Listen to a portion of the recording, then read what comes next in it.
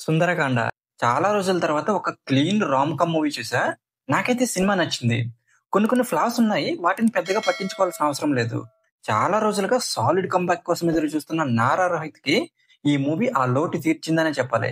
కాకపోతే కమర్షియల్‌గా ఈ మూవీ సక్సెస్ అవుతుందా అంటే hello! Welcome to my channel nomadic cinema. కమర్షియల్‌గా ఈ మూవీ సక్సెస్ అవుతుందా అంటే ఈ మధ్య 'నారా రోహిత్' మీద నెగటివిటీ బాగా ఎక్కువైంది. ఆ ఎఫెక్ట్ ఈ మూవీ మీద పడకపోతే ఖచ్చితంగా కమర్షియల్‌గా సక్సెస్ అవుతుంది. ఇంక ఈ మూవీ స్టార్ట్ అవ్వడం కొంచెం స్లోగా స్టార్ట్ అవుతుంది. ఫస్ట్ ఒక 15 మినిట్స్ కొంచెం బోర్ కొట్టినట్టు అనిపిస్తది. దాని తర్వాత నుంచి చాలా తీసుకెళ్లారు మూవీని.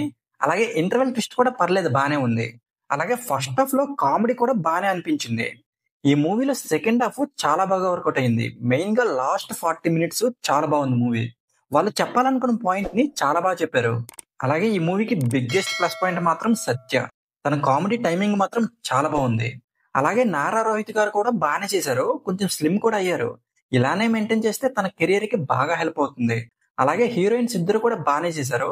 ఇంకా నరేష్ గారిని తక్కువ యూజ్ చేసుకున్నారేమో అనిపించింది. ఇంకా డైరెక్టర్ వెంకటేష్ నిమ్మలపూడి చాలా సెన్సిటివ్ పాయింట్‌ని చాలా బాగా డీల్ చేశారు.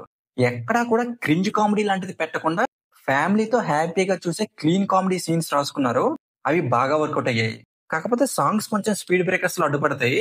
అలాగే అవసరం లేకపోయినా ఫైట్స్ పెట్టారు. వాటిని ట్రిమ్ చేస్తే ఇంకా బాగుండేది. ఇంకా ఓవరాల్‌గా ఈ మూవీ గురించి చెప్పాలంటే, ఇలాంటి క్లీన్ కామెడీ మూవీస్ ఈ మధ్య చాలా తక్కువ వస్తున్నాయి.